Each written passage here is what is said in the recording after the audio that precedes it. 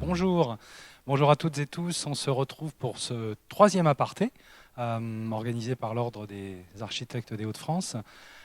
Troisième aparté, les deux premiers avaient traité de questions assez diffuses, les petites villes de demain sur notre premier rendez-vous, et puis la maîtrise d'œuvre sur le second. Alors aujourd'hui, on va peut-être discuter, échanger autour de la dimension de la relation avec les particuliers. En tout cas, voilà, ce rendez-vous, il est maintenant sacralisé tous les deuxièmes mardis de chaque mois, en fin de journée.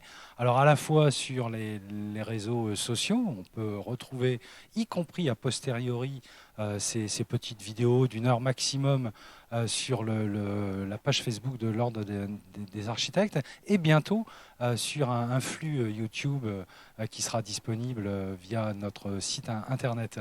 En tout cas, voilà, pour aujourd'hui, on accueille Stéphanie et Gaël Picard. Gaël qui va prendre le micro tout de suite pour nous présenter un petit peu le sujet. Gaël Picard, qui, je le rappelle, est architecte et secrétaire de l'Ordre dans les Hauts-de-France. Gaël. Oui, alors je voulais simplement préciser par rapport à ce que tu viens de nous expliquer que sur ces apartés, en fait, notre objectif, c'est surtout aussi de s'adresser à nos jeunes confrères, d'être donc sur une ligne un peu éditoriale assez pragmatique, comme tu l'as rappelé, par rapport aux thématiques des deux premières sessions. Donc là, on continue aujourd'hui voilà, sur la commande du particulier. Et nous accueillons donc Stéphanie Bertina-Minel, qui est donc architecte, qui a été diplômée en 2006. Qui s'est inscrite à l'Ordre en 2009, donc assez rapidement après ton diplôme. Donc tu es installée sur Paris, tu as une activité qui est exclusivement tournée vers le particulier, et tu es donc présidente de l'association Architectes et Particuliers depuis 2 ans. Donc, maintenant, tu vas peut-être pouvoir nous expliquer un petit peu pourquoi cette association, quelles sont un peu les activités et qu'est-ce que tu y apportes. Oui, tout à fait. Merci déjà à l'Ordre des Hauts-de-France de nous recevoir. Oui, je suis présidente de l'association Architectes et Particuliers. On va voir plus en détail en quoi ça consiste et ce qu'on y fait. Mais avant de commencer, j'aime bien commencer par des questions, puisque qui parmi les architectes présents ou qui nous regardent ne s'est pas déjà dit la commande des particuliers, c'est casse-pied, ça prend du temps, c'est chronophage, c'est pas rentable, c'est des petits projets, c'est trop long, ça me prend la tête. Enfin bref, tout ce qu'on peut entendre sur la commande du particulier. Et qui parmi nous aussi, dans nos connaissances, dans nos amis, dans notre famille, n'a pas déjà entendu un architecte ça coûte cher, un architecte j'en ai pas besoin pour mon chantier, c'est pas la peine j'ai une entreprise, bref, je veux pas d'archi. Donc vous l'aurez compris, il y a des préjugés des deux côtés et c'est pour ça que l'association est née, pour combattre justement ces préjugés de part et d'autre chez les architectes et chez les particuliers. Alors du coup, il y a à la fois des architectes et des particuliers dans l'asso. Il n'y a que des architectes qui travaillent pour les particuliers, puisqu'on a un double but, à la fois un axe pour les particuliers et un axe pour les architectes. C'est une association donc, qui est née en 2016 du constat en fait, que les architectes qui travaillent pour le particulier sont isolés, sont dans leur coin. Il n'y a pas de rassemblement en fait, qui permet de rassembler les architectes. Et ces architectes ont peur de se lancer dans cette commande puisqu'il y a tous ces préjugés que je viens de citer. Alors même que c'est quand même un volet important dans les agences d'architecture, la commande du particulier nous occupe beaucoup en fait. Il y a beaucoup d'architectes qui sont forcément menés à travailler sur ces sujets-là, mais sans forcément la préparation Sans la préparation, sans la formation, parfois sans le dire, puisque beaucoup considèrent que c'est pas forcément valorisant. Ou considèrent que c'est pas rentable, comme je disais, ce qui n'est pas le cas du tout, puisque moi je travaille depuis 13 ans sur cette commande et je vis de mon métier, bien évidemment. Du coup, on a deux axes dans l'association. Un axe auprès des architectes où on travaille en fait sur la méthodologie pour créer des outils qui permettent d'aider les architectes à se former et à s'auto-former. Donc c'est des outils qu'on crée en commun. Et puis, on a un axe auprès des particuliers, puisqu'on participe à des actions de sensibilisation qui sont des salons, les Journées nationales de l'architecture, bien évidemment, plusieurs salons à Paris et là, un premier salon à Montpellier, sur lequel on fait de la pédagogie auprès des particuliers sur notre métier. Je reviens un instant là sur l'importance de la commande des particuliers dans les activités des agences. Il y avait une enquête que vous aviez diligentée avec nos homologues d'Île-de-France, je crois, récente, elle date de 2020, et qui quasiment aboutissait à ce que 60 à 70% du chiffre d'affaires global des agences sont constitués de la commande des particuliers. Oui, c'est énorme, oui. Ouais. Donc du coup, effectivement, on a parfois tendance à parler beaucoup de la commande publique ou avoir des outils, et ça explique les préoccupations qui sont les vôtres. Oui. Alors je vous coupe, mais je vous laisse continuer. Juste pour terminer et on va parler de toute façon de tous les outils qu'on a mis en place, mais en tout cas nos points forts chez Architectes et Particuliers, actuellement on est 120 architectes dans toute la France. Et nos points forts, c'est vraiment la mixité de nos pratiques, enfin déjà de nos pratiques antérieures, puisqu'il y en a qui sont tout juste diplômés ADE, en cours de HMO ou qui viennent de s'inscrire à l'ordre, et il y en a d'autres qui ont travaillé par exemple 10 ans dans le public et qui se réorientent sur la commande du particulier, ou on a des architectes qui ont travaillé depuis 30 ans dans la commande du particulier. Donc tout ça fait un mélange qui fait qu'on peut partager nos pratiques et chacun apporte sa propre expérience. Et on a aussi une mixité de territoires puisqu'on est sur 10 régions qui nous permettent justement de croiser nos pratiques pour arriver à mettre en avant une méthode ou en tout cas des points qui se retrouvent dans les différentes régions et dans nos différentes pratiques. Alors du coup, aujourd'hui, on va aborder le thème de comment aborder la rénovation chez les particuliers. C'est un sujet assez vaste. Donc j'ai choisi de faire 3 parties. Donc une première sur nos 5 conseils incontournables pour travailler avec un particulier. Donc issus bien sûr de la mise en commun de nos pratiques. Le démarrage de la relation client qui passe par une visite conseil qu'on va aborder en 3 questions. Et la rémunération, alors vaste sujet aussi, on abordera comment construire son offre avec 4 pistes de réflexion sur des choses à faire ou ne pas faire quand on construit son offre. Alors nos 5 conseils, le premier conseil, ce serait avoir conscience de sa valeur et de son expertise. C'est-à-dire quand on est architecte, quand on arrive dans le marché du particulier, on oublie qu'on a finalement 6 ans d'études, une expérience, une expertise. Alors le particulier, quand il vient nous chercher, il vient bien sûr pas chercher un diplôme, il vient chercher quelqu'un qui répond à son besoin. Mais le fait d'être architecte et d'être inscrit à l'ordre, ça offre des garanties qu'il faut mettre en avant dans son offre commerciale et dans son discours. Puisqu'on a, comme vous le savez, l'obligation de formation, une obligation d'assurance et de déontologie qui ne sont pas forcément le cas de tous les acteurs qui travaillent pour le marché du particulier.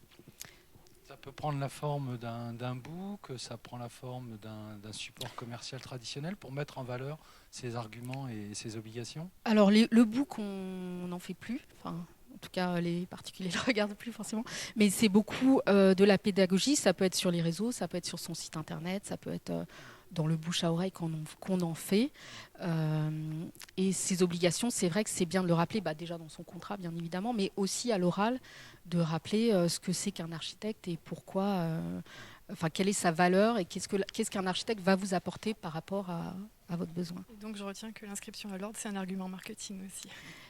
Oui, c'est pas la première chose qu'on met en avant parce que, comme je vous dis, ça peut faire peur à certains particuliers vont avoir peur d'appeler un architecte. Mais par contre, une fois qu'on est en visite conseil, on va en parler après, expliquer ce que fait un architecte et les garanties qu'il apporte de par son inscription à l'ordre, c'est quelque chose de super important et valorisant et qu'on peut monétiser puisqu'on a une expérience intéressante. Un argument commercial majeur, même, en tout cas dans les garanties qu'il apporte. Oui. Notre deuxième conseil, donc nous sommes les pros, c'est à nous de fixer les règles. Donc plus c'est cadré avec un particulier, et peut-être même en général dans toutes les commandes, enfin en tout cas avec un particulier, plus c'est cadré, plus c'est facile ensuite à gérer. Donc bien sûr ça passe par un contrat. Dans le contrat il y a des horaires, parce qu'on n'a pas d'obligation d'astreinte 24 heures sur 24 et le week-end et le dimanche. Donc on met des horaires, on met un cadre. Il y a des acomptes, il y a des règlements, tout ça doit être précis et précisé dans le contrat. Il y a aussi les limites de prestations à bien préciser. Donc ce qu'on fait, ce qu'on ne fait pas par rapport à d'autres acteurs, par rapport à un bureau d'études, enfin voilà, bien préciser à la personne, enfin à notre client, ce que l'on va lui apporter comme travail. C'est peut-être un tort parfois, surtout quand on est jeune, qu'on débute, d'accepter, tellement content qu'un client vienne nous chercher, d'accepter des fois de commencer à travailler sans avoir justement établi toutes ces choses-là, etc. Mais non, c'est vraiment un préalable et il faut y réfléchir avant même de se lancer en fait. Oui. Bah, c'est vraiment primordial de savoir jusqu'où on va aller ou pas. Après, chacun est libre de fixer ses propres limites. Si vous voulez, par exemple, prendre une mission et aller jusqu'au mobilier, il n'y a pas de problème. Mais par contre, si vous ne l'avez pas spécifié dans votre contrat, il n'y a pas de raison de faire du mobilier. Enfin, c'est un exemple parmi d'autres. Mais il faut que ce soit bien clair sur ce que vous allez faire ou pas. Sinon, on se laisse vite embarquer euh, dans des choses qu'on n'a pas forcément anticipées au départ, quoi. Des contrats types, des modèles de contrats? Oui, alors bien sûr, il y a les contrats de l'ordre qui viennent de sortir en 3 parties, que nous, c'est ce qu'on prône depuis longtemps, donc on est super content qu'il y ait que l'ordre ait avancé sur ces sujets. Et puis, on échange aussi beaucoup chez Architectes et Particuliers sur nos contrats, puisqu'on a là un séminaire spécialement sur la rémunération et sur les contrats pour essayer de voir. Alors, les contrats, on sait que chacun doit se les approprier, et même ceux de l'ordre, ils sont faits finalement pour qu'on se les approprie et qu'on y mette ou qu'on y enlève ce qui nous gêne. Mais avoir déjà du bon sens et savoir ce qu'il faut mettre ou pas mettre, penser à mettre par exemple que les frais d'assurance, est-ce qu'ils sont compris dans le contrat ou est-ce qu'ils ne sont pas compris, les frais de déplacement, les relevés, les impressions, les maquettes éventuelles, enfin les perspectives, enfin savoir ce que l'on mentionne ou pas et ce que l'on fait ou pas, ça permet d'avoir quelque chose de bien carré. En tout cas, de bien fixer les règles dès le départ, c'est vraiment important. Notre conseil numéro 3, ce sera d'anticiper.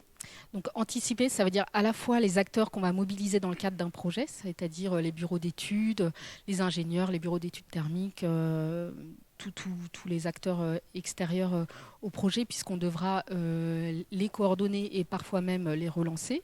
Ça fait partie de notre travail, donc ce qui prend du temps aussi.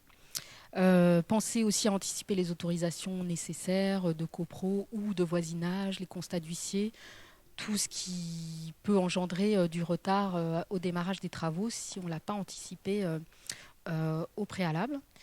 Et puis, c'est aussi anticiper dans sa propre gestion d'entreprise, puisque quand on travaille pour les particuliers, on a une temporalité qui n'est pas forcément la même que dans d'autres commandes. Donc, on va avoir des mois creux, puisque au mois de septembre, il y a les impôts. Au mois de décembre, c'est Noël. On a des mois très courts, comme en février, où il faut penser à facturer. Au départ, le mois de mai, où il y a des ponts tout le temps, quasiment on ne travaille pas. Donc, il faut vraiment anticiper la temporalité et anticiper sa trésorerie en conséquence pour pouvoir engranger des clients au bon moment et qu'on n'ait pas des mois de stress. Alors anticiper, ça n'enlève pas le stress, ça enlève pas le stress et les problèmes, mais ça permet en tout cas de mieux gérer et de mieux de gérer son stress différemment et de gérer les problèmes différemment. Alors savoir se faire rémunérer. Donc ça aussi, vaste sujet, puisque déjà, il ne faut pas avoir peur de parler d'argent avec un particulier. Architecte, finalement, c'est un métier passion, mais il ne faut pas oublier que ça reste un métier. Donc on n'est pas non plus des bénévoles dans le cadre de notre travail. Donc il faut savoir parler d'argent. Ça passe bien sûr, comme on le disait, par un contrat, par des acomptes. Et puis surtout par noter le temps passé pour savoir combien de temps on passe sur les différentes tâches de nos missions. Donc il y a plein d'outils pour ça qui sont soit des applis comme Clockify ou tout simplement des feuilles Excel pour pouvoir savoir d'un projet sur l'autre combien de temps on a passé sur telle mission ou telle autre. Ne pas hésiter, j'imagine, à partager ce relevé de temps avec le particulier, avec le client. Oui, on peut, oui, oui. Le mieux, c'est effectivement de faire sa proposition d'honoraire en fonction du temps qu'on va passer. Mais quand on démarre, on ne sait pas forcément le temps qu'on va passer, mais c'est vrai que c'est intéressant de voir à la fin d'une mission combien de temps on a passé sur les différentes phases. Et puis aussi de bien noter qu'il y a des heures qu'on va facturer et d'autres qu'on ne va pas facturer, puisque tout ce qui est prospection, administration, communication, tout ça, ce sont des heures non facturables et qui pourtant prennent du temps dans la gestion de son agence. Savoir se faire rémunérer, c'est aussi faire des acomptes réguliers, demander un acompte au démarrage de la mission. Et puis garder en tête qu'on va faire gagner de l'argent à nos clients. On est là pour finalement leur faire gagner du temps, donc on leur fait économiser parfois beaucoup d'argent. Acomptes qui sont prévus contractuellement la plupart Oui. du temps. Ah, il faut, oui, oui. Il faut que dans le contrat, il y ait un acompte et que ce soit bien clair pour le particulier quand se font ces règlements et tout au long de la mission. Notre 5e conseil, ce sera ne pas rester seul. Alors ça paraît évident, mais c'est vrai que c'est un marché concurrentiel vraiment très fort, puisqu'il y a beaucoup d'autres professions qui travaillent pour le particulier, que ce soit les constructeurs, les architectes d'intérieur, les décorateurs, enfin bref, il y a beaucoup de professions qui sont dans le même univers. Mais même parmi les architectes, il faut garder en tête que la concurrence, c'est sain, c'est pas quelque chose de négatif, au contraire, ça nous pousse à aller plus haut.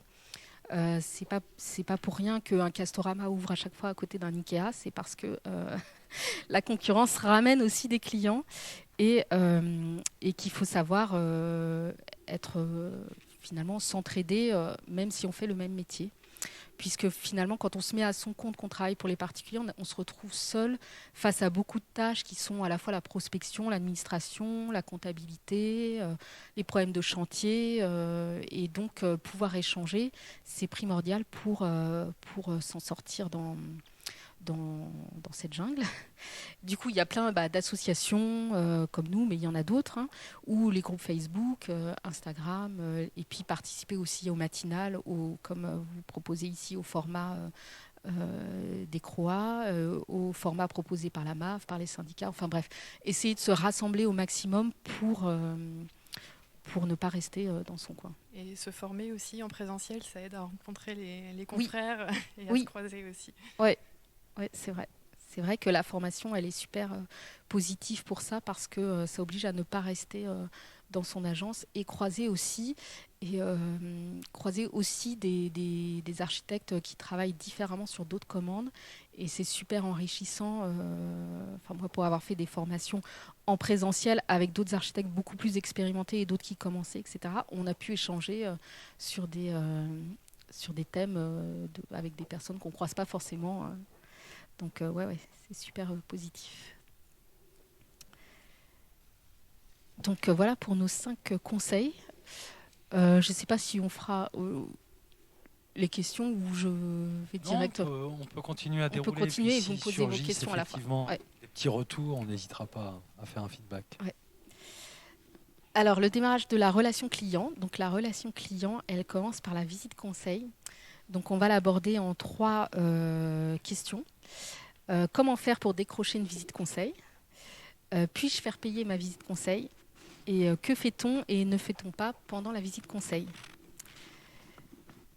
Donc la question 1, comment faire pour décrocher une visite conseil? C'est à travers l'entretien téléphonique, puisque c'est souvent au téléphone que les particuliers nous contactent. L'appel téléphonique, il doit durer, ce qu'on conseille, c'est qu'il dure moins de 10-15 minutes. Parce qu'en 10-15 minutes, on a le temps de bien cibler le besoin et on peut proposer une prestation adaptée.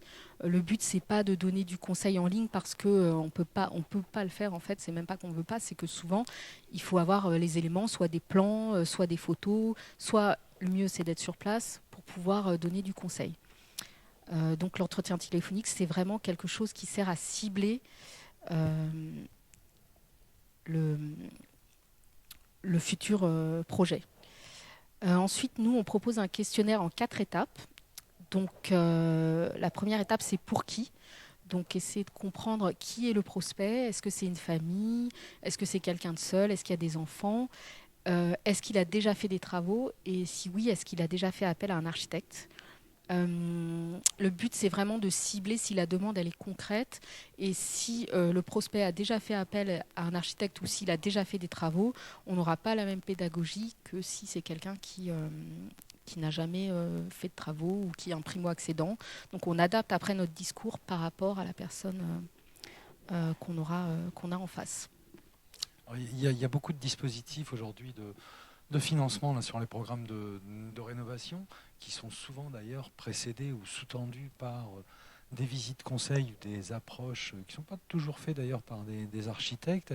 Est-ce qu'on peut réinvestir le travail qui aurait peut-être été préalablement fait dans des organismes tiers, des associations qui parfois accompagnent sur la précarité énergétique, sur effectivement les financements publics? Comment on peut s'emparer un petit peu? C'est redondant ou Non, vous voulez dire quand quelqu'un vient nous voir et qu'il a déjà fait appel à un autre dispositif, nous on prend disons qu'on capitalise sur tout ce que le particulier a déjà fait et tout ce qu'il connaît déjà de son bien. Plus il connaît son bien, plus il a fait d'audit ou d'études ou tout ce qu'on veut, plus on va pouvoir aller loin dans son projet. Donc au contraire, on reprend à zéro le projet, mais on ne fait pas table rase de l'expérience qu'il a de son habitat. Et surtout, il y a une certaine complémentarité. Enfin, le particulier, c'est chez lui. Donc c'est lui qui est aussi expert, enfin qui connaît, qui sait ce dont qui pense savoir, ou en tout cas qui sait ce qu'il veut pour son habitat. Et nous, on n'est pas là pour lui dire faut faire ça et rien d'autre. Je vais être plus précis dans ma question et me faire l'avocat du diable. J'inverse un peu le propos. Du coup, s'il y a déjà eu une approche, un conseil, un accompagnement préalable au projet, est-ce que le particulier ne peut pas avoir l'impression effectivement que la visite conseil vient se superposer, s'ajouter, alourdir un petit peu l'ensemble du regard en amont de son projet?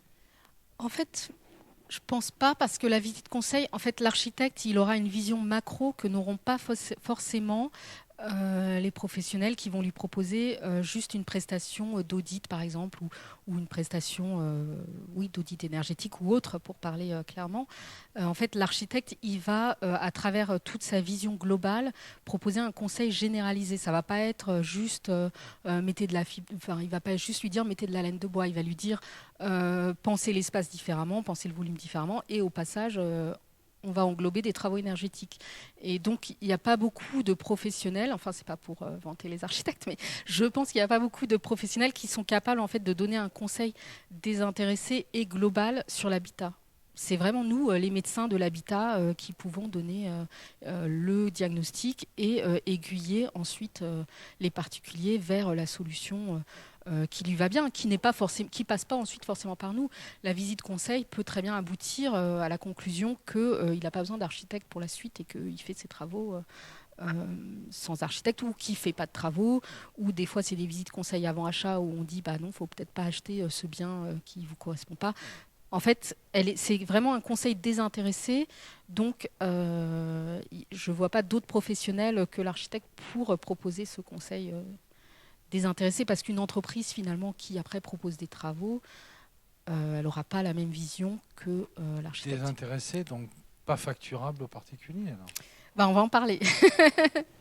Justement, pour que ce soit désintéressé, il faut que ce soit facturé. Notre deuxième question sur le questionnaire, c'est où ? Bien sûr, pour savoir le contexte de l'habitat. Est-ce que c'est une copropriété ? Est-ce que c'est un lotissement ? Est-ce que c'est une maison individuelle ? La surface ?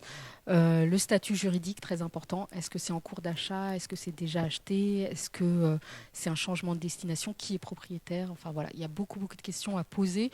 Mais finalement, ça se fait assez naturellement parce que le particulier, il parle aussi de son habitat. Donc nous, on a une fiche qui récapitule les questions à poser, mais en fait, ça se fait naturellement lors de l'entretien. Ça nous permet aussi de savoir évaluer le temps de trajet pour aller à cette visite conseil.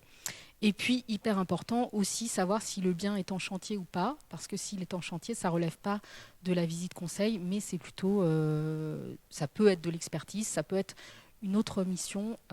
Donc, il faut être vigilant à ne pas se laisser entraîner non plus dans une mission qui ne relève pas du conseil. Notre troisième question, c'est quoi, pour combien et pour quand. Donc ça, c'est plus savoir si on travaille sur de l'existant, quelles problématiques vont être abordées. Est-ce que c'est de la rénovation énergétique? Est-ce que c'est une extension, surélévation, modification d'espace? Ou est-ce que c'est juste du homestaging ou un conseil avant achat? Ou alors, est-ce que c'est une construction neuve? Et dans ce cas-là, quel type de construction? Passive, bioclimatique, moderne, bois? Enfin bref, il y a beaucoup de facteurs qui peuvent rentrer en considération. On peut aussi poser lors de l'appel téléphonique la question du budget. Moi, je ne le fais pas forcément, mais ça peut être... si on veut, on peut le faire. Pour avoir une enveloppe financière. Et puis, pour quand? Donc, la date de travaux, la date de fin de travaux souhaitée pour évaluer justement si on est en capacité de prendre ce projet ou pas, si la visite conseil se transforme en projet. Enfin... Excuse-moi, je reviens juste sur le pour combien. C'est vrai que Ouais. ça peut permettre de prendre la température un petit peu et de se donner un peu une idée de la faisabilité comme ça du projet. Voilà, ça vient enrichir un peu les échanges avec ce prospect. Mais c'est vrai que bien souvent, dans les premières étapes de réflexion, d'esquisse, en fait, on est plutôt dans une recherche pour accompagner le client, pour justement définir son budget. Et donc, je pense que c'est pour cette raison que peut-être toi, dans un premier temps, au stade du premier appel, tu poses pas forcément la question du budget parce que finalement, ça va être creusé. Oui, ensuite, parce qu'en fait, je considère, mais après, tout le monde n'est peut-être pas d'accord avec cette vision, mais moi, je considère que c'est à nous d'aiguiller le particulier vers son budget, de lui donner un budget. Souvent, lui, il n'a pas forcément d'idée de ce qu'il veut mettre, il a une idée globalement de ce qu'il peut mettre, mais il ne sait pas si ça correspond à son besoin. Et donc, c'est une fois sur place, en fait, qu'on voit en fonction de ce qu'ils veulent faire vraiment, ce qui peut rentrer dans ce budget. Et même à la limite, moi je l'aborde même à la toute fin de la visite conseil où je vois d'abord tout ce qu'ils veulent faire et je leur dis avec tout ça, tout ce que vous voulez faire, il faudra tant de budget. Maintenant, si vous voulez faire qu'une partie, parce que souvent, en fait, on a l'impression qu'ils veulent faire beaucoup de choses, mais quand on revient vraiment à leurs besoins essentiels, on peut, avec un budget pas très grand, faire une chose, déjà répondre à une partie du besoin. Et puis aussi aborder le budget dès l'appel téléphonique. Ça bloque un peu, alors que la visite conseil, elle est là aussi pour rendre l'architecte accessible. Et donc, on n'y va pas forcément pour faire un projet à 500 000 euros, quoi. On y va aussi parce que c'est un prix abordable. Enfin, dans mon cas, en tout cas, même pour beaucoup d'architectes, la visite conseil, elle est à un prix abordable pour pouvoir donner un conseil. Comme on va chez le médecin, l'architecte vient chez soi pour donner un conseil qui pourrait être suivi de travaux dans 10 ans, dans 20 ans ou jamais. Mais en tout cas, c'est pas forcément corrélé à un budget. Enfin, le déplacement de la visite pour la visite conseil n'est pas forcément corrélé à un budget important ou pas, quoi. Les documents disponibles, oui, c'est avec quoi? Donc en fait, c'est tout simplement faire la synthèse avec le particulier de ce qu'il a à disposition. Est-ce qu'il a déjà, comme on parlait tout à l'heure, des documents, des audits ou tout simplement des règlements de lotissement, de copropriété ou autres qui doit nous fournir. Le PLU, nous, on conseille plutôt de le récupérer soi-même pour être sûr que c'est la dernière version. Et puis aussi demander au particulier s'il a des esquisses, des dessins, des choses qu'il ne faut pas négliger, même si c'est à main levée et pas forcément très bien, mais c'est aussi l'expression de son besoin. Donc il faut aussi savoir y apporter son regard d'expert. Donc voilà pour l'entretien téléphonique. C'est pour l'entretien téléphonique. Et du coup, est-ce que pendant cet entretien-là, il y a déjà des notions un peu d'expliquer quelles sont les missions de l'architecte, comment est-ce que, au-delà justement de la visite conseil, comment l'architecte va pouvoir accompagner ce client? Est-ce que quels sont on peut le faire dès l'appel, oui. Souvent, en fait, le mieux, c'est que sur son site ou sur le support, ce soit clairement identifié déjà le prix, bien sûr, de la visite conseil, mais aussi notre process et comment on procède après la mission. Et on peut, oui, c'est vrai que souvent, lors de l'appel téléphonique, on le redit, enfin, moi en tout cas, je le redis, que ma mission sera en X, enfin, en 3 contrats et que ça se déroulera comme ça, comme ça, comme ça. Et c'est vrai que c'est pas mal de le dire dès le début, mais encore une fois, on ne vend pas la mission au moment de la visite conseil. Non, tu la vends pas forcément, mais par contre, les gens qui t'appellent, eux, ont ce besoin d'informations un peu dès le départ. Oui, on sent en fait au moins sur la méthode. Oui, mais on le sent en fait s'ils veulent justement juste un conseil et donc ils ont peur un peu qu'après on les oblige. Donc moi, ce que je dis souvent, c'est que la visite conseil, elle peut s'arrêter là et qu'il n'y a pas d'obligation, il n'y a pas d'enchaînement obligatoire par la suite, quoi. Mais par contre, oui, c'est bien de l'expliquer, c'est vrai, de dire après ce qu'on va faire. Ouais. Donc la deuxième question, c'est puis-je faire payer ma visite conseil? Donc j'ai mis des baguettes parce que je me suis marrée en disant est-ce que le boulanger se demande s'il va faire payer sa baguette de pain? Et alors bon, il y a des archis qui m'ont dit oui, c'est pas pareil, la baguette c'est pas du service, c'est du commerce, blablabla. Donc oui, d'accord, mais dans ce cas-là, est-ce que le dentiste il se demande quand il fait le diagnostic pour voir s'il y a des caries, est-ce qu'il se demande s'il va nous faire payer la consultation? Bien évidemment, non. Donc, la visite conseil, bien sûr, le conseil d'architecte a de la valeur, donc c'est une prestation qui doit être rémunérée. Qu'il y ait une suite ou pas, ça permet justement de donner un conseil désintéressé puisqu'on est payé pour cette visite. On n'a pas d'intérêt à poursuivre ou pas, on est indépendant dès le départ. Ce qu'il faut du coup, par contre, quand on donne le prix de sa visite conseil, c'est bien définir la durée et le contenu, et puis ce qu'il y aura dans la visite. Enfin, oui, le contenu, donc la prestation que l'on va faire lors de la visite pour qu'il n'y ait pas d'ambiguïté. Parce que c'est vrai que moi, ça m'est arrivé que les gens pensent que la visite conseil, c'était le projet dans sa totalité. Donc, comme elle est facturée dans les 100 euros, bref, il faut être bien pédagogue pour dire ce qu'on fait et ce qu'on ne fait pas, combien de temps ça va durer.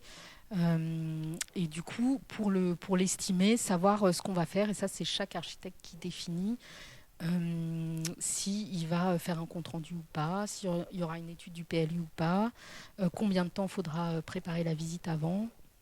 On n'est pas obligé de faire un compte-rendu après, c'est juste qu'il faut le préciser. Du coup, pour ça, il y a justement les contrats qui sont sortis là, de l'ordre où il y a un contrat de visite conseil qui peuvent servir d'appui pour détailler. Je sais que tous les architectes n'envoient pas forcément un contrat pour la visite conseil, mais au moins un devis pour que le particulier nous renvoie et confirme qu'il est OK sur le prix.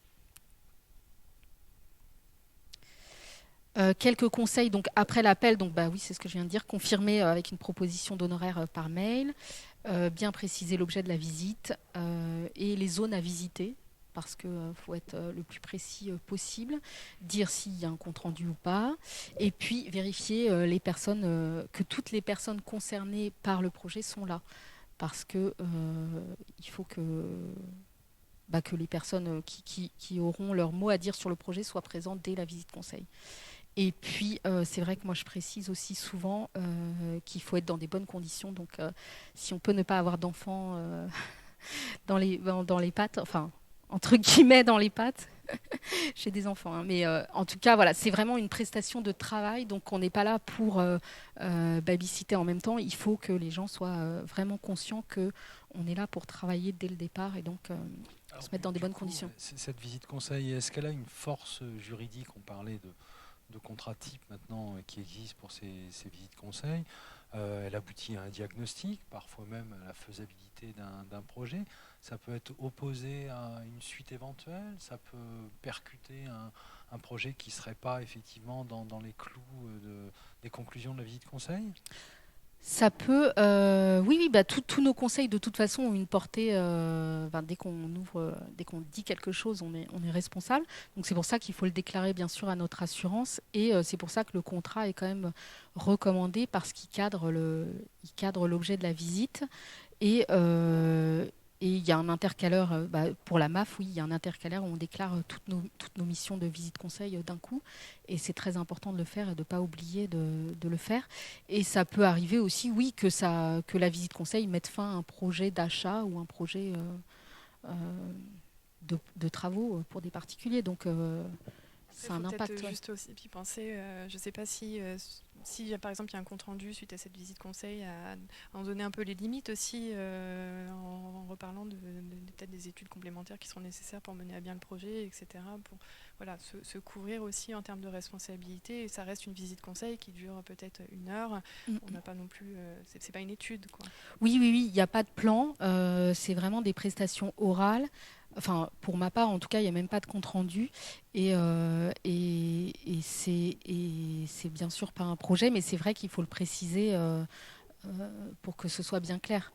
Et le compte rendu, effectivement, si on fait un compte rendu, il faut préciser les contours du compte rendu et peut-être, oui, limiter ce qu'on dit ou ce qu'on dit pas, ou en tout cas, on n'est pas obligé non plus de tout savoir et de tout dire à la visite conseil. Des fois, on ne sait pas et on peut dire je ne sais pas, ou parfois on nous contacte pour des fissures et on peut dire je ne sais pas, faudrait peut-être, je conseille de faire venir un bureau d'études. On n'est pas obligé d'avoir une réponse sur tout, tout le temps. Bien au contraire, on est c'est bien de montrer qu'on sait s'appuyer sur d'autres experts pour la suite du projet éventuel. Donc voilà, faut pas hésiter justement à dire quand on ne sait pas ou quand on veut faire. Enfin, oui, voilà.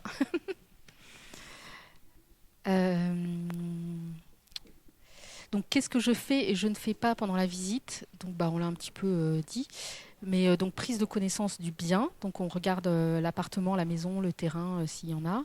On écoute les besoins et les envies des personnes concernées et on présente le rôle de l'architecte et puis surtout on explique son travail et sa méthodologie, donc avec les grandes étapes du projet, le découpage si on en a, des phases qui suivent. Concrètement, nous on conseille de la diviser en 4 thématiques. Donc la thématique réglementaire, c'est-à-dire toutes les démarches administratives éventuelles à effectuer, l'urbanisme, la voirie, les syndics, la dommage ouvrage, la RE 2020, enfin tout ce qui peut rentrer dans le cadre réglementaire.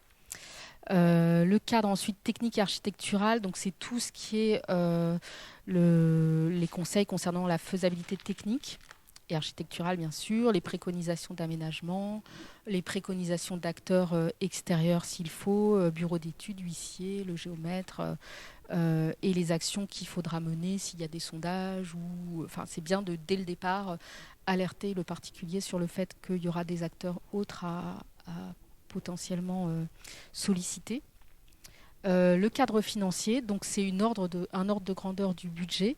Donc là, on n'est pas, faut bien garder en tête qu'on n'est pas des magiciens, on ne peut pas savoir le prix final de la construction, mais on a un prix minimum qu'on peut donner, soit en échangeant avec d'autres confrères si on n'a jamais fait de visite conseil, soit on peut dire là je ne sais pas tout de suite vous répondre, mais je me renseigne et je vous donne un prix.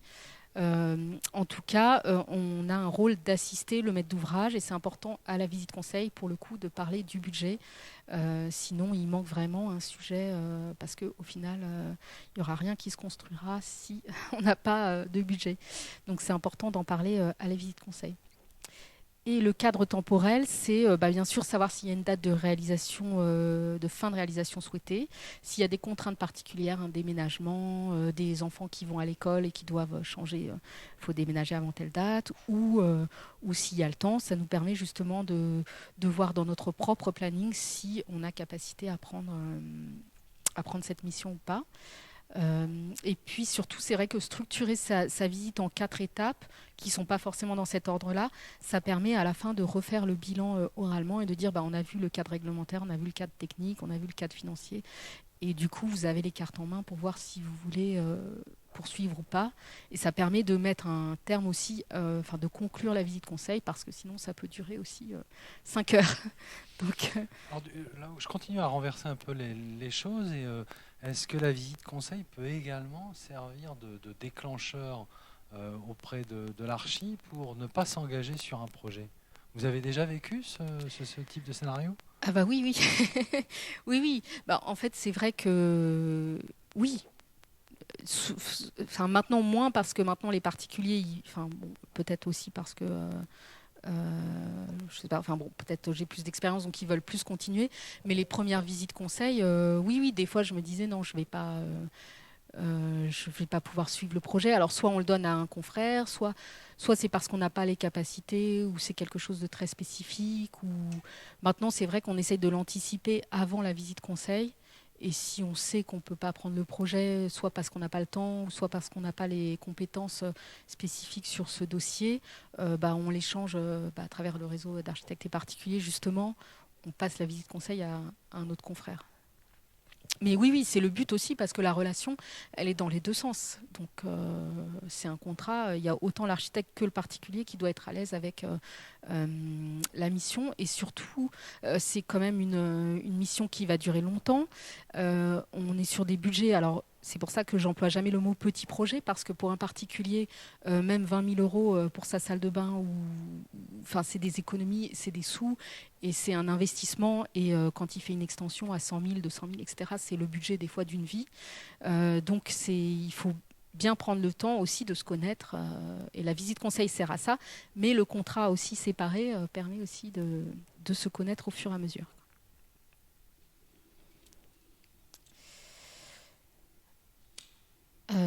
Donc voilà pour la visite conseil. Donc la rémunération. Alors là, en fait, c'est un peu plus, on va dire, délicat. Parce que tous les archis ne sont pas forcément avec la même méthode et on n'est pas tous raccords sur nos différentes méthodes, notamment sur les questions du pourcentage, du forfait, et puis dans la répartition des missions et des étapes. Donc c'est vrai que chez AEP, chez Architectes et Particuliers, on n'a pas vocation à dire ce qu'il faut faire ou pas faire. On récolte les différentes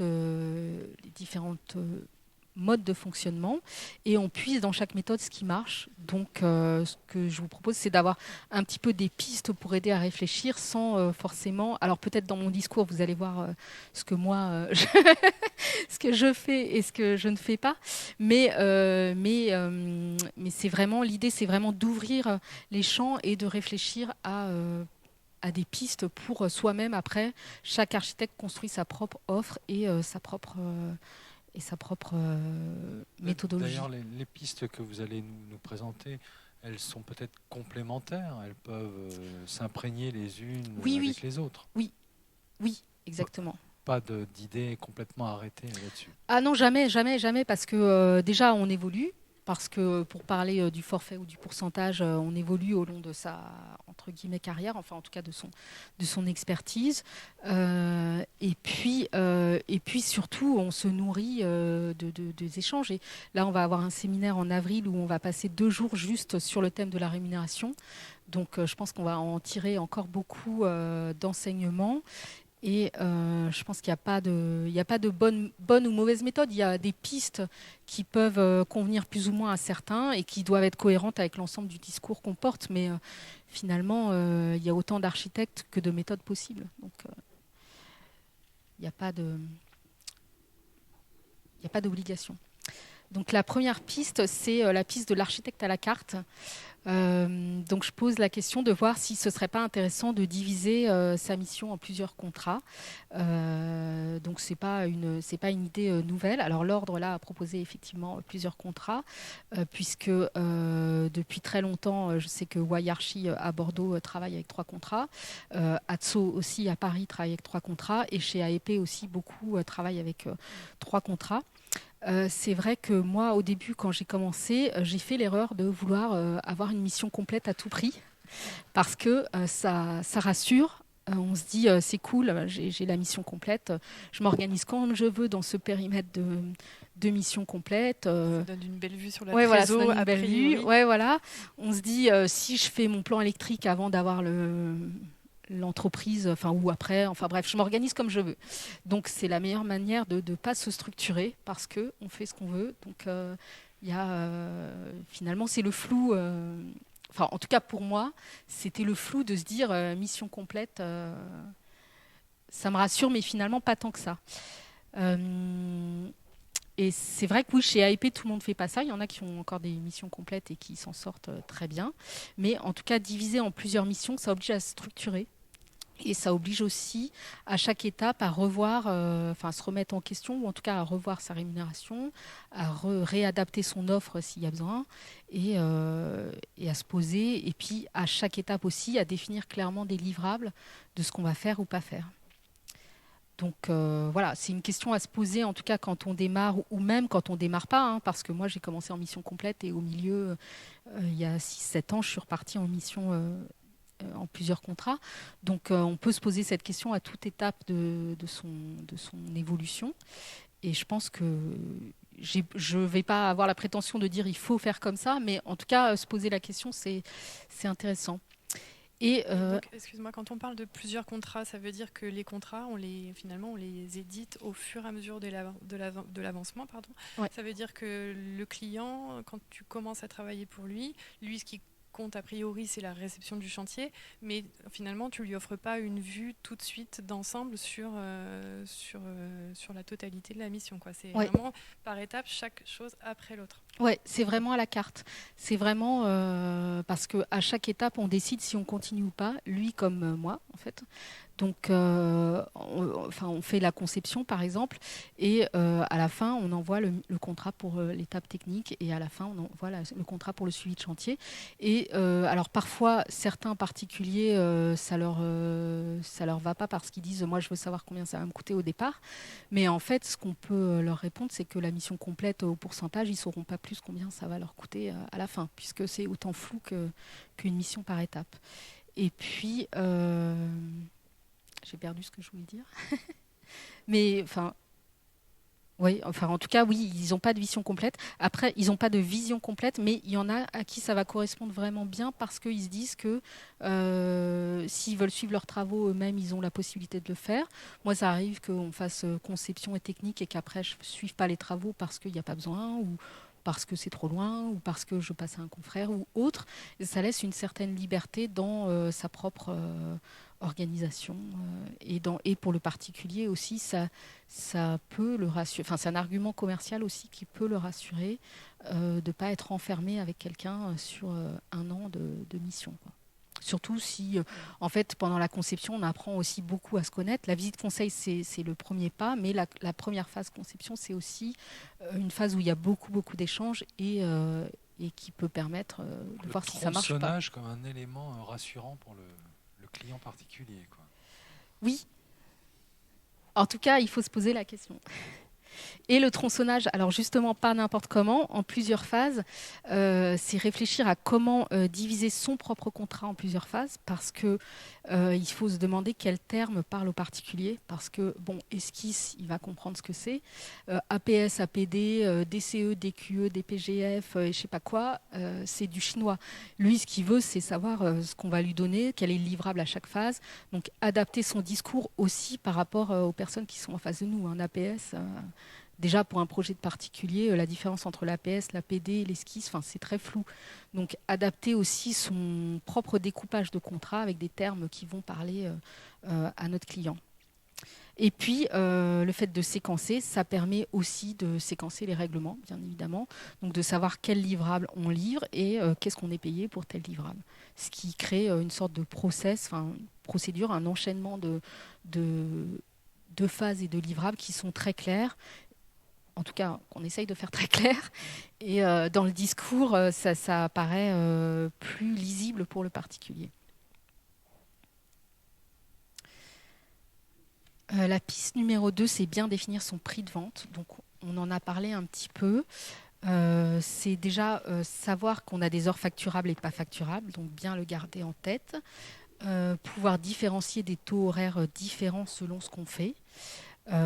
Organiser sa production, c'est-à-dire bien connaître, bien savoir dans quoi on est compétent ou pas et savoir s'adjoindre les compétences qui nous manquent, qui peuvent être un économiste, un dessinateur, un perspectiviste, quelqu'un pour faire les relevés. Donc bien connaître ses points forts et ses points faibles et s'adjoindre les compétences de nos points faibles. Ça peut être une bonne stratégie, surtout pour les petites agences. Souvent, on a peur de se dire je vais prendre des gens pour m'aider, mais j'ai pas les financements. Mais en fait, le temps qu'on gagne sur ce qu'on ne sait pas faire et qu'on va passer à quelqu'un d'autre, c'est aussi une manière de rentabiliser son travail, son propre travail. Pourcentage contre forfait. Donc là, pareil, je ne vais pas dire ce qu'il faut faire ou pas faire, mais au moins se poser les bonnes questions sur le mode de rémunération. Déjà, voir un petit peu les avantages et les inconvénients. Donc pour le pourcentage, c'est vrai que c'est super pratique parce que on ne dit pas de montant au particulier. Donc on arrive, on va lui dire ça va être 12%. Et le particulier, il est content parce qu'il n'a pas 10 000 euros, il se dit 12%. C'est flou, il n'y a pas de chiffre, c'est la technique de l'esquive. On ne dit pas clairement, on n'aborde pas la question de l'argent puisqu'on parle d'un pourcentage. Donc le gros avantage, c'est qu'on ne va pas communiquer un prix élevé aux clients.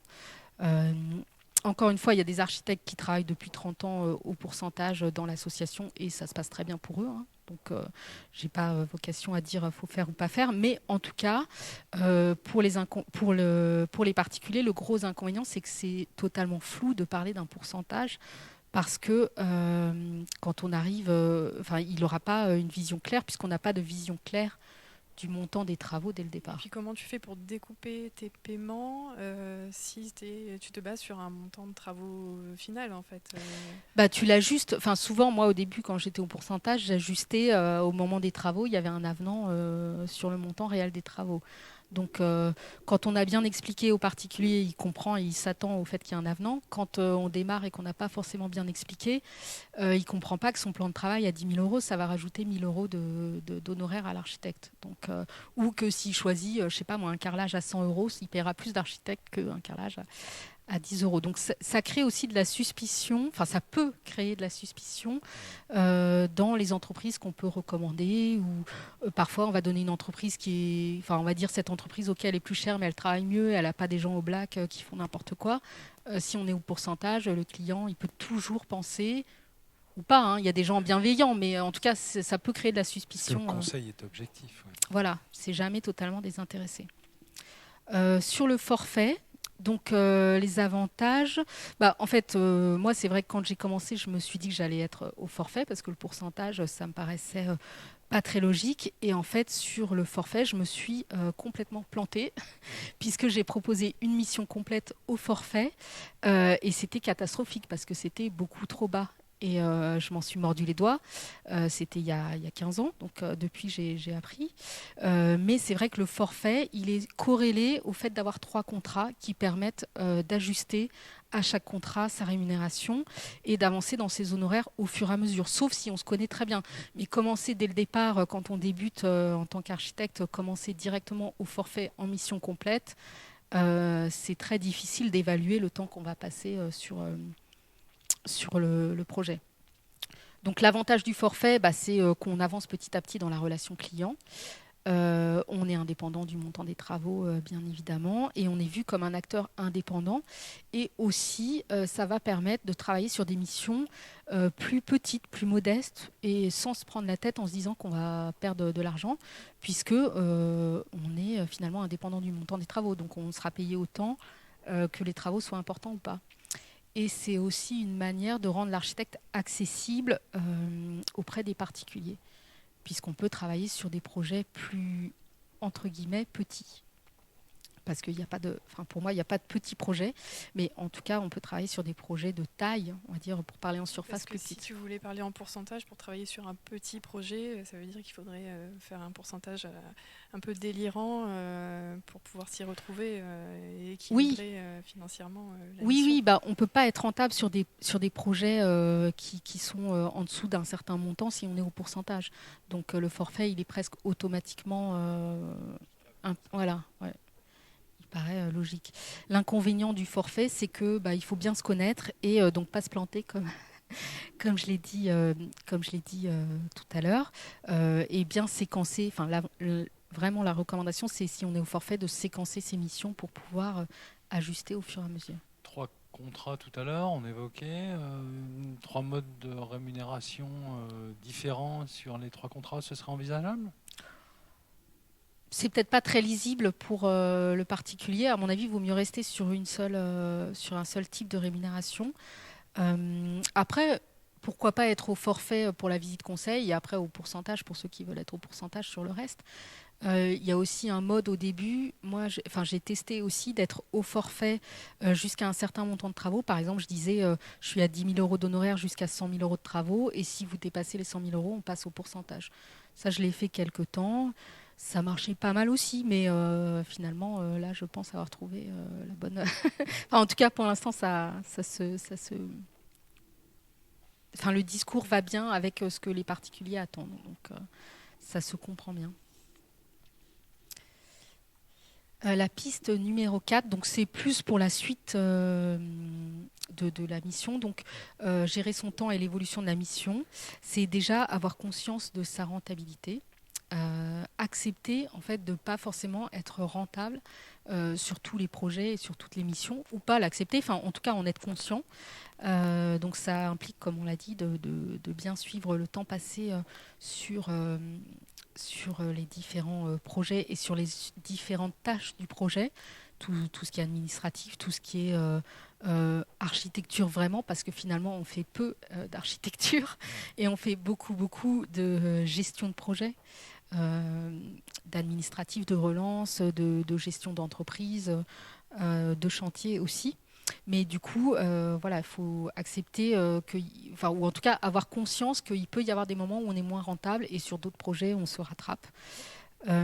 Gérer les dépassements, c'est-à-dire quand on connaît son mode de fonctionnement, on peut ensuite appliquer des avenants s'il le faut, ou en tout cas faire évoluer son offre suite à un retour d'expérience qu'on s'est fait.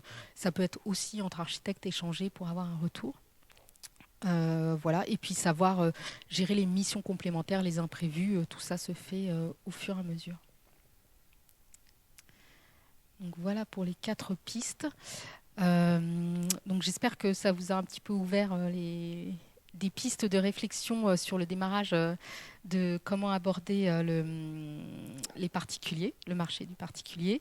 Bon, il y a beaucoup d'autres sujets qu'on aborde chez Architectes et Particuliers, que ce soit au niveau de la conception, mais aussi le chantier, puisqu'on fait des visites de chantier. On a beaucoup de fiches pratiques en cours de construction ou finalisées, le marché de travaux, les plateformes, la rénovation énergétique. Donc n'hésitez pas à nous rejoindre si les sujets vous intéressent, ou en tout cas à ne pas rester seul.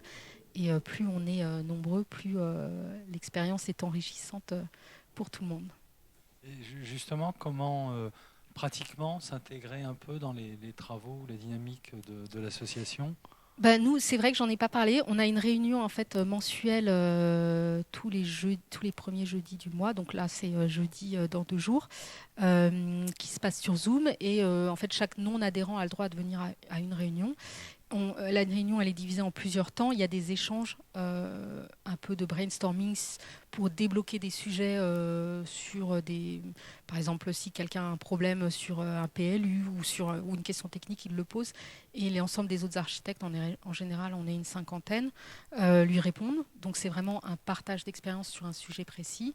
Et ensuite, on avance sur les sujets en cours, qui peuvent être les fiches pratiques, qui peuvent être les salons. Donc, comment s'insérer ? En fait, tout simplement, il faut venir à une première réunion, voir si vous y retrouvez dans notre dynamique. Vous avez un site internet sur lequel on peut vous retrouver ? On a un site internet, on a un Facebook assez actif. Oui, et puis là, il y a voilà, tout est là. On a un mail et on a facilement accessible. Oui, et on a un séminaire à Bordeaux donc sur le thème de la rémunération, et on a 5 fiches pratiques là qui doivent sortir. Et puis après-demain, un salon à Montpellier, donc c'est le premier salon qu'on va faire à Montpellier. À Paris, ça fait peut-être le 6 ou 7e salon qu'on va faire. Donc, mais c'est vrai que sur les salons, enfin les premiers salons à Paris, on était finalement sur les salons faire construire sa maison, les seuls architectes, et c'était quand même pas normal qu'il n'y ait pas d'architecte sur un salon faire construire sa maison. Donc au début, on n'était pas forcément très bien vus par les constructeurs ou les autres, mais finalement, il y a de la place pour tout le monde. Enfin, je veux dire, on a bien sûr notre place et il faut y aller. Donc c'est vrai que c'est un des sujets super importants, les salons qu'on tient à développer, pourquoi pas dans les Hauts-de-France bientôt aussi. Des petites fiches pratiques également, j'en vois des nouvelles, oui. Elles sont là aussi largement accessibles? Non, alors les fiches pratiques, il y en a une ou deux qui sont accessibles sur le site internet et après elles sont accessibles aux adhérents parce qu'elles sont en perpétuelle évolution. Elles sont sur un Google Drive où chacun peut mettre ses commentaires et une fois par an on les remet à jour parce que ça évolue sans arrêt. Par exemple, on a une fiche sur les plateformes qui donne des conseils pour choisir sa plateforme de mise en relation et elle peut sans arrêt être remise à jour et réadaptée. Sur la rénovation énergétique aussi, elle est en cours elle est mise en ligne pour les adhérents, mais on est en cours de récolte des infos de nos adhérents. Et c'est vraiment un travail participatif qui se fait sur le long terme. Eh ben, plein de rendez-vous, plein de perspectives sur le calendrier et puis sur les outils que vous décrivez. Il reste à remercier Stéphanie ou des questions complémentaires? Juste une remarque un peu pour terminer, c'est que d'après ce que j'ai compris, à la base, Architectes et Particuliers, c'est une association qui est plutôt francilienne, parisienne, même si elle n'a jamais été fermée aux autres, mais avant vous étiez plutôt sur des réunions mensuelles présentielles. Là, avec le contexte de la pandémie et voilà, du développement de la visio qu'on connaît tous, maintenant ces réunions elles se font en visio comme tu l'as dit tout à l'heure et du coup finalement ça vous a permis d'élargir en fin de compte le nombre d'adhérents à l'échelle nationale maintenant. Oui, c'est vrai que ça a commencé donc à Paris parce que c'est donc Odile Veillon et Pierrick Malenfant qui se sont rencontrés à Paris et qui ont créé l'association à Paris. Mais assez rapidement, des gens d'autres régions sont venus nous voir à Paris. Et maintenant, on est dans 10 régions, donc on n'est plus du tout francilien. D'ailleurs, le séminaire est à Bordeaux justement pour élargir le champ de notre vision. Et oui, et la visio a effectivement favorisé ça. Et c'est vrai qu'on a eu une grosse croissance puisque avant le Covid, on était peut-être 60, je crois, et là on est 120, donc on a doublé en un an. De faire vivre peut-être quelques groupes régionaux? Oui, on a des groupes effectivement à Montpellier et dans les Hauts-de-France, on a un peu moins d'une dizaine d'adhérents qui sont des Hauts-de-France. Donc on compte bien sûr sur l'émulation pour faire grandir les groupes et créer des actions aussi, parce qu'on a beaucoup d'actions. Alors les réunions mensuelles se font sur Zoom, mais on a aussi beaucoup d'actions en local, comme des visites de chantier qui sont super enrichissantes pour tous les architectes, puisque c'est un architecte qui propose à d'autres d'aller voir son chantier à une étape clé, qui peut être les fondations, qui peut être le montage de l'ossature bois ou autre. Donc c'est vraiment hyper... on apprend énormément parce qu'on est vraiment sur le terrain. Il suffit d'adhérer, quoi. Oui, il suffit d'adhérer. Exactement. Merci encore Merci à vous deux. de cet échange et de ce point de vue. On peut retrouver donc l'ensemble des documents sur le site internet d'Architectes et Particuliers et retrouver la vidéo sur les outils du CROA Hauts-de-France. Merci encore et bonne soirée. Merci à vous deux.